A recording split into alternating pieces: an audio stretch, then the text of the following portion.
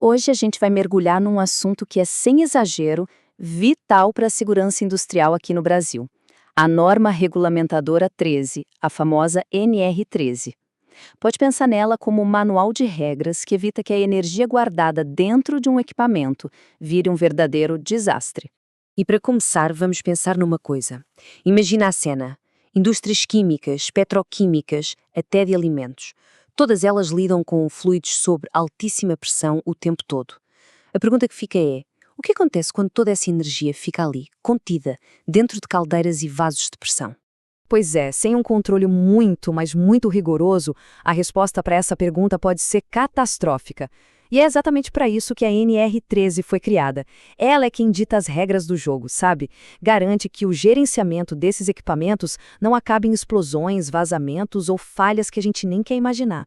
Então, o que a gente vai ver hoje? Primeiro, vamos entender o que é, de fato, a NR13.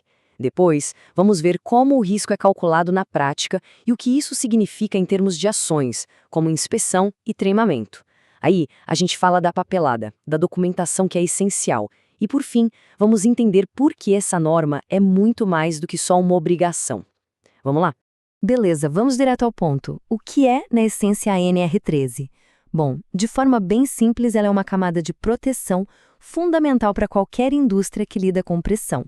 Oficialmente, é uma norma do Ministério do Trabalho. Ela define os requisitos mínimos para tudo, desde o projeto e a instalação até a operação e, o mais importante de tudo, a inspeção periódica desses equipamentos.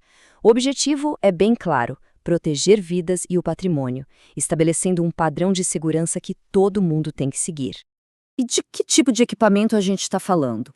A norma foca em 4 grandes grupos. Primeiro, as caldeiras a vapor, aquelas que geram vapor sob pressão. Segundo, os vasos de pressão, que são basicamente tanques para guardar fluidos pressurizados. E, claro, as tubulações que ligam tudo isso, além dos tanques metálicos de grande porte. Sabe uma analogia que funciona muito bem? É pensar na NR13 como um GPS de segurança. Ela não só mostra o destino final, que é a operação segura, mas calcula a melhor rota, avisa dos perigos no caminho e, se você errar, ela recalcula para descolocar no rumo certo de novo. Ok, agora a gente entra no coração mais técnico da norma. Se a NR13 é esse GPS, como é que ela calcula a rota? Como ela mede o risco de cada equipamento para dizer o que fazer? O cálculo começa com uma pergunta simples: o que tem aí dentro?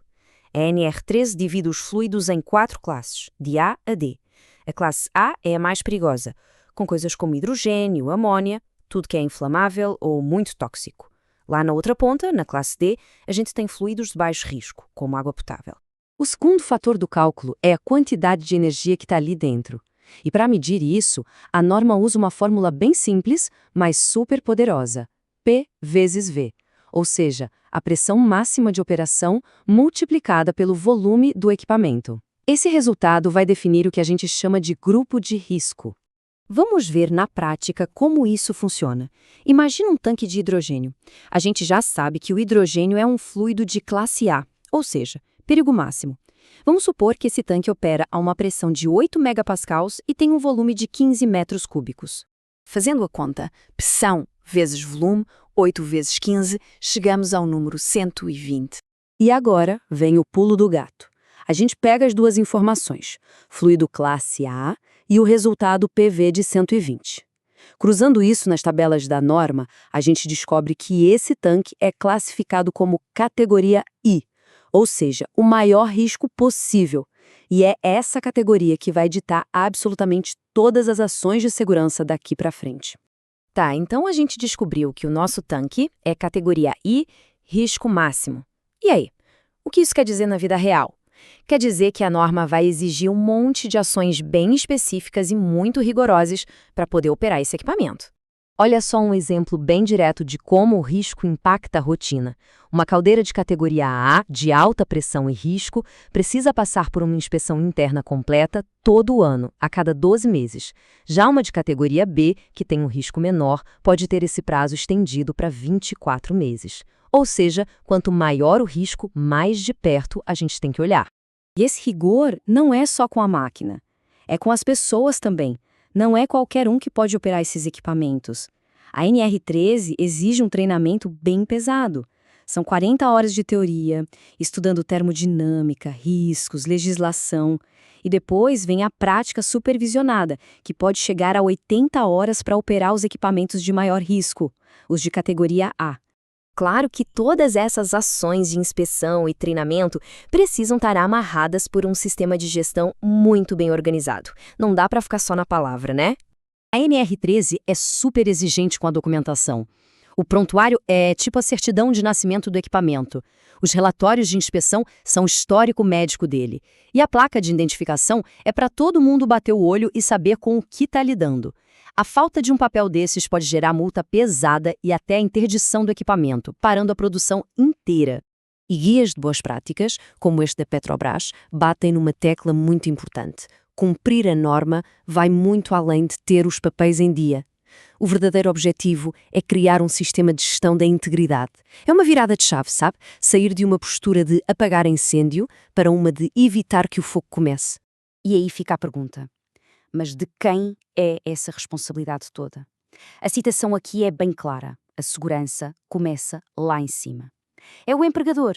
É a liderança da empresa que tem a responsabilidade final de dar os recursos, de montar a estrutura e, principalmente, de criar uma cultura onde a segurança não se negocia.